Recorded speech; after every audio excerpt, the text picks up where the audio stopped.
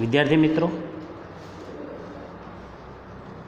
आज हम 11वीं कक्षा हिंदी विषय के पहला काव्य देखेंगे। काव्य का नाम है साधो देखो जग बौराना। साधो देखो जग बौराना। काव्य के रचयिता है कबीर जी। कबीर जी का जब नाम आता है तो हमें पता चलता है कि वो कैसे संत थे। कबीर जी की गणना भक्तिकालीन निर्गुण संत परंपरा में कबीर का स्थान सर्वोपरि है, सबसे ऊपर है। उनका जन्म काशी यानी कि आज का जो वाराणसी है वहाँ पर हुआ था। नीरू और नीमा नामक जुलाहा दंपति ने उसका लालन पालन किया था। कबीर निरक्षर थे, अनपढ़ थे, लेकिन मानव प्रेम का 2.5 अक्षर पढ़कर वे पंडित हो गए। क्या कहा कि मानव प्रेम का 2.5 अक्षर पढ़कर वो पंडित हो गए, यानी प्रेम क्या है ये जानकर वो पंडित हो गए। ऐसा नहीं है कि सिर्फ पढ़ने लिखने से ही हम होशियार हो जाते हैं। ऐसा कहा जाता है कि उसके गुरु वो रामानंद थे। रामानंद के पास से उन्होंने राम नाम के मर्म को पहचाना था, जाना था, इसीलिए उसके गुरु रामानंद कहा जाता है। उसके बारे में तो कहीं अलग अलग बातें हैं। कुछ लोग ऐसा भी कहते हैं कि वो हिंदू थे, कुछ लोग मुस्लिम कहते हैं कि वो मुस्लिम थे।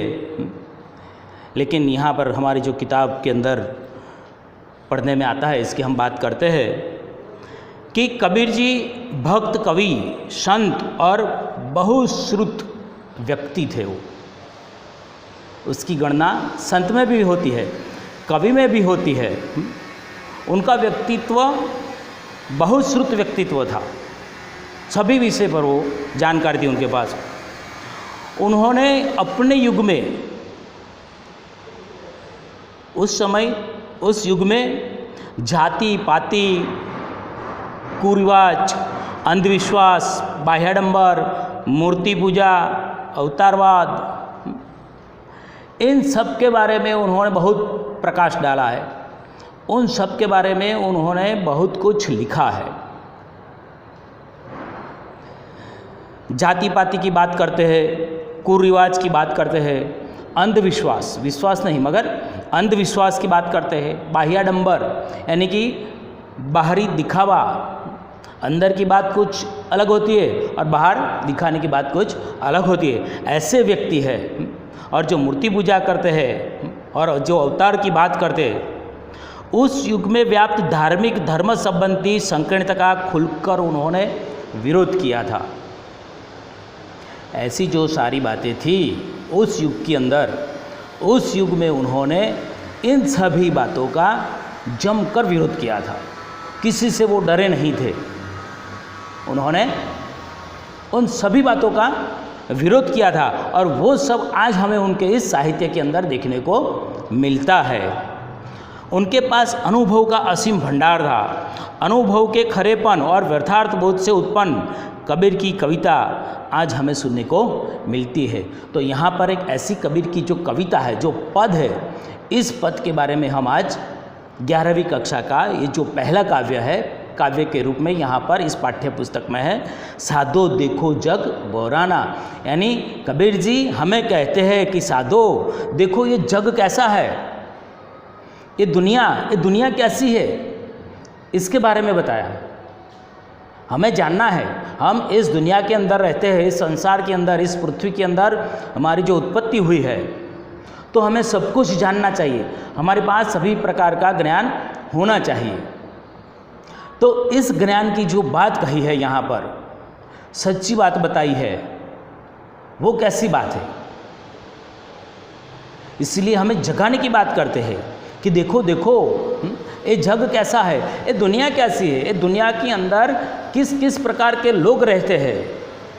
आपको यहाँ पर अलग अलग प्रकार के लोग देखने को मिलेंगे, आपकी समझ में नहीं आएगा।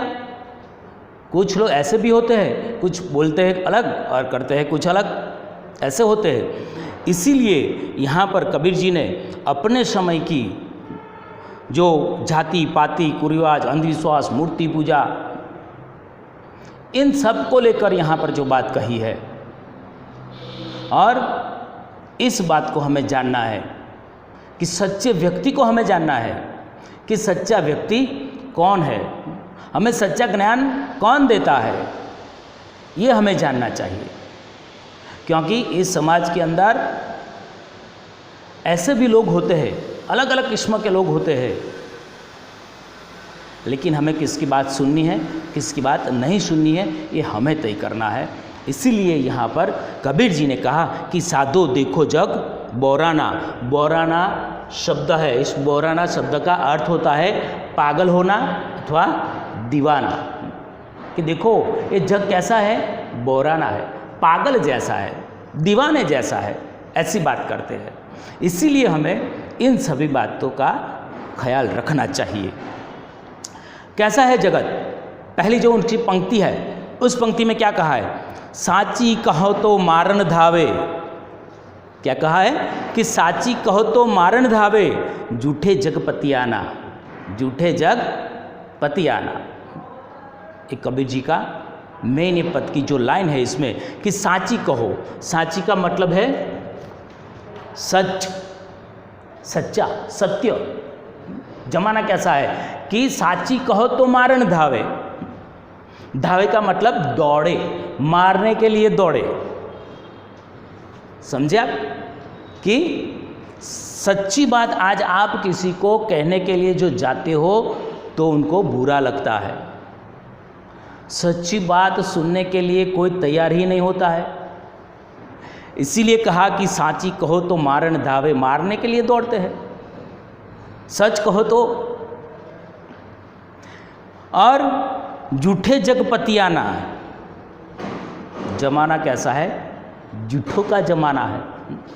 पतियाना का मतलब है विश्वास करना। लोग किस पर विश्वास करते हैं, झूठे लोगों पर विश्वास करते हैं, झूठे लोगों पर। ये जमाना देख लो, आज कहा जाता है कि कलयुग है, कलयुग, कलयुग की शुरुआत है, ऐसा कहते हैं लोग। तो ये कैसा है इसके अंदर, ये पृथ्वी पर, ये जगत के अंदर, ये दुनिया के अंदर लोग किस किस प्रकार के होते हैं कि आप आज जो किसी को सच्ची बात कहने के लिए जाते हो तो उनको गलत लगता है, बुरा लगता है। चाहे वो हमारा दोस्त क्यों ना हो, चाहे वो हमारा कोई अपना क्यों ना हो, मगर इसको तो दुख लगता है। इसीलिए सच्ची बात हम किसी को बता नहीं सकते। मगर जब आप झूठ बोलो, कहा कि झूठे जगपतियाना, झूठी बात कहो। कोई व्यक्ति हो, दिखने में कुछ श्याम हो, मगर हम उसको कहें कि तुम तो बहुत ब्यूटीफुल हो, तो उनको बहुत बहुत अच्छा लगेगा। ये झूठी बात है, इसीलिए उन पर विश्वास करते हैं वो झूठी बात पर। लेकिन सही बात है जो हम आप उसको बोले कि भाई तुम तो दिखने में श्याम लगते हो, तो वो हम पर क्रोधित हो जाएगा कि आपने मुझे ऐसा कहा, आपने मुझे वैसा कहा, मैं ऐसा दिखता हूँ। नहीं नहीं नहीं नहीं नहीं, आप ऐसा नहीं हो। इसीलिए जगत के अंदर लोग झूठ पर ज़्यादा विश्वास करते हैं। हिंदू कहत है राम हमारा, मुसलमान रहमाना। ये कबीर जी की बात है। कबीर जी के समय में उन्होंने जाति पाति, धर्म अधर्म, इन सब की जो बात की है, इसमें यहाँ पर कहा है कि हिंदू कहत है राम हमारा। लोगों की बात की है, पृथ्वी पर जो लोग बसते हैं उसकी बात की है। इसमें जो हिंदू लोग हैं वो कहते हैं कि राम हमारा है। पहले काव्य एक आता था कि हमने सब कुछ बांट लिया, हमने सब कुछ बांट लिया, भगवान को भी हमने बांट लिया है। धरती बांटी, अंबर बांटा, भगवान को भी हमने बांट लिया है। इसीलिए हिंदू कहते हैं कि राम हमारा, मुसलमान कहते हैं कि रहमान हमारा। सभी जाति के अलग अलग प्रकार के जो लोग होते हैं वो सब लोग भगवान को भी अपना अपना बनाकर बैठ गए हैं, लेकिन भगवान कोई ऐसी चीज़ नहीं है, ऐसी कोई वस्तु नहीं है भगवान कि आप इसको बांट सको। भगवान तो परम परमात्मा है, उनको हम कभी नहीं बांट सकते। हमको इसको अलग अलग रूप में देख सकते हैं। यहाँ पर देखा कि हिंदू ने उसके भगवान विष्णु, ब्रह्मा, महेश इसके रूप में देखा है। मुस्लिम है तो उन्होंने अल्लाह के नाम से देखा है। ख्रिस्ती लोग हैं तो उन्होंने यीशु के नाम पर देखा है। यानी सभी ने अपने दृष्टि से, अलग अलग दृष्टि से सब लोगों ने भगवान को अलग अलग नाम से जाना है। लेकिन ये सब क्या है? एक संकीर्णता है, एक संकीर्णता है छोटी सी, कि हम भगवान को इसी प्रकार नाम दे देते हैं और भगवान को अपना बना लेते हैं कि ये भगवान मेरे है, भगवान मेरे है। भगवान तो परम कृपाणु परमात्मा है, सभी के लिए एक भगवान है, सब के लिए। पृथ्वी पर जितने भी लोग हैं, जितने भी जीव है, ऐसा मैं कहता हूँ कि जितना भी जीव है इस पृथ्वी पर, उन सब के लिए भगवान एक ही है। जिसके अंदर आत्मा है, जीव है, हमारे अंदर भी जीव है, पशु पक्षी के अंदर भी जीव है, वृक्ष के अंदर भी जीव है, पेड़ पौधों के अंदर भी जीव है, सबके अंदर जीव है। जीव है यानी इसका मतलब कि सब जीव है तो शिव है, भगवान है, परमात्मा है सबके अंदर। इसीलिए हमें कभी ऐसा नहीं कहना चाहिए कि ये राम हमारे या रहमान हमारे। हम सब एक है, हम सबको एक रहकर जीना है। इस देश के अंदर या इस पृथ्वी की बात करते हैं, इस दुनिया की बात करते हैं। इसीलिए कहा कि साधो देखो जग बौराना, जग की बात की है, यानी जग यानी पूरा पूरा पृथ्वी आ गई इसके अंदर। इन सब के लिए कहा है कि इस पृथ्वी पर जितने भी लोग रहते हैं वो सब हमारे। इसीलिए हमारे भारत की, भारतीय संस्कृति की जो सभ्यता है, इसमें कहा कि वसुधैव कुटुंबकम की भावना है। आप सब लोग जानते होंगे ऐसी भावना, यानी कि दुनिया को हमें एक कुटुंब के रूप में देखना है, एक परिवार के रूप में देखना है। इसीलिए कभी किसी भी जगह पर कोई भी दंगा, कुछ भी नहीं होगा, हम जब ऐसा मानेंगे तब। इसीलिए यहाँ पर कबीर जी ने कहा कि हिंदू कहते हैं राम हमारा, मुसलमान कहते हैं रहमान हमारा। आपस में दो लड़े मरतू है, क्या कहते कि आपस में दो लड़े मरतू है, मरम कोई नहीं जाना। आप लोग समझे कि क्या कहते हैं कि आपस में दोनों लोग एक दूसरे भगवान के नाम पर लड़ते हैं, झगड़ते हैं, मगर धर्म का मर्म क्या है वो कोई जानता नहीं है। सही धर्म, सबसे बड़ा धर्म जो कोई है तो कौन सा धर्म है मालूम है?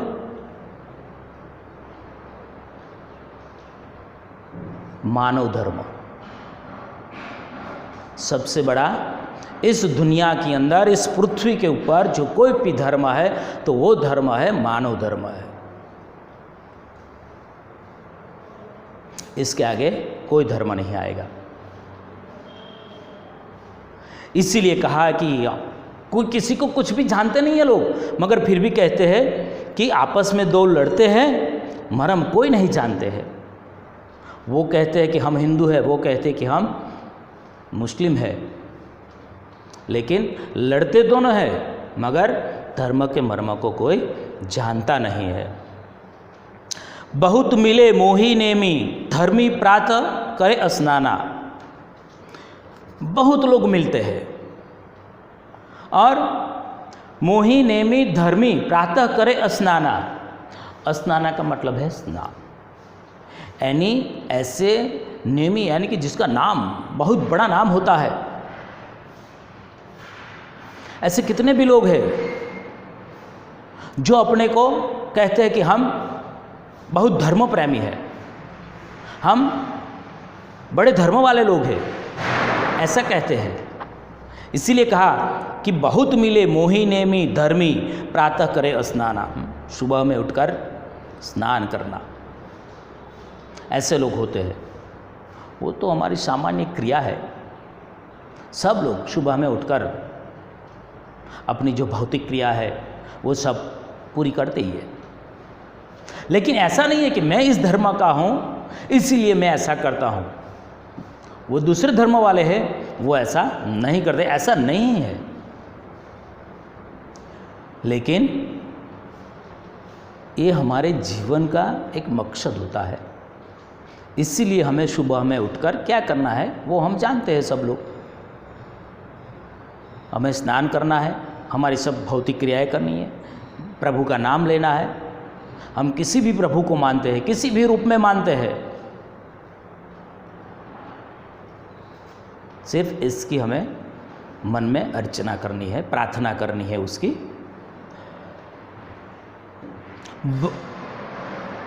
आत्म छोड़ी पाषाणे पूजे तिनका थोथा ज्ञान। क्या कहते हैं कि आत्म छोड़ी पाषाण, पाषाण का मतलब है पत्थर। क्या है? पत्थर। और दूसरा थोथा, थोथा यानी खोखला ज्ञान, व्यर्थ, जिसका कोई काम नहीं है, ऐसा है। इसलिए कहते हैं कि आत्म छोड़ी, यानी आत्मा को छोड़कर आपकी अंदर की आत्मा आपको क्या कहती है वे सुनना है। कोई आपको कुछ भी बताए कि ये धर्म बड़ा है, वो धर्म बड़ा है, ऐसा करो वैसा करो, मगर ये कुछ भी नहीं करना है। मगर आपकी आत्मा क्या कहती है? आपके अंदर जो आत्मा है, ये हमारा शरीर है। इस शरीर को हमने नाम दिया है, संज्ञा दी है, जिसको हम कहते हैं कि नरेंद्र है। किसका शरीर है? नरेंद्र का।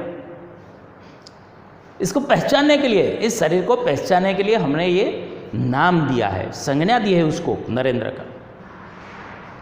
लेकिन ये शरीर चलता है, फिरता है। क्यों चलता फिरता है? क्योंकि इसके अंदर आत्मा है। वो चाहे हमारे अंदर हो या चाहे सामने कोई भी व्यक्ति हो, किसी भी ज्ञाति का, किसी भी धर्म का व्यक्ति हो, इन सभी के अंदर एक आत्मा है।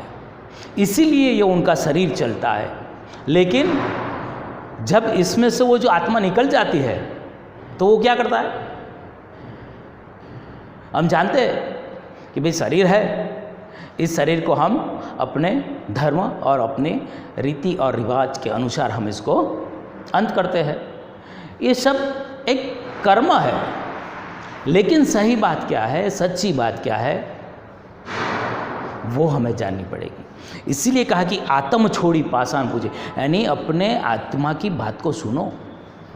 पत्थर की पूजा मत करो, पाषाण पूजे, पत्थर की पूजा करते हैं। तिनका थोथा ज्ञाना, यानी थोड़ी कुछ ऐसी किताब होती है, इन सब को ले लेते हैं और कहते हैं, इसको पढ़ते हैं और फिर बोलते हैं कि नहीं, हम तो इतने ज्ञानी हैं, हम तो धर्म के बारे में सब कुछ जानते हैं, धर्म तो ऐसा होता है वैसा होता है, भगवान ने ये कर दिया, अल्लाह ने वो कर दिया। नहीं, ये सब बात नहीं। मगर मानव के लिए क्या बात है? धर्म क्या कहता है? सच्चा धर्म हमें क्या सिखाता है? सभी के प्रति हमें प्रेम भाव रखना चाहिए। सच्चे धर्म की यही बात है, उनकी यही व्याख्या है। इसीलिए हमें सच्चे धर्म को समझना चाहिए। कितना भी ज्ञान हो, यहाँ पर कबीर जी ने कहा यहाँ पर लिखा है कि कबीर निरक्षर थे, अनपढ़ थे, फिर भी उन्होंने इतनी सारे साहित्य की जो रचना की है, इतना सारा ज्ञान सबको दिया है धर्म के बारे में। सच्चा धर्म उन्होंने कबीर जी ने बताया है। तो क्यों? वो तो पढ़े लिखे नहीं थे, फिर भी इतना ज्ञान दिया। तो हम थोड़ा कुछ पढ़ते हैं, लिखते हैं, कुछ जानते हैं, तो हम अपने आपको एक ज्ञानी समझने लगते हैं कि हम तो बहुत बड़े ज्ञानी हैं, मगर ऐसा नहीं है। इसीलिए यहाँ पर कहा कि आत्म छोड़ी पाषाण पूजे तिनका थोथा ज्ञाना। वो ज्ञान कैसा है? व्यर्थ ज्ञान है, किसी काम का ज्ञान नहीं है वो। इसीलिए हमें सच्चे धर्म को, सच्ची बात को समझना चाहिए। आज हम यहाँ पर इस काव्य को यहाँ तक पढ़ते हैं। दूसरा जब हमारा लेसन होगा तब हम इसको आगे बढ़ाएंगे। नमस्कार, धन्यवाद।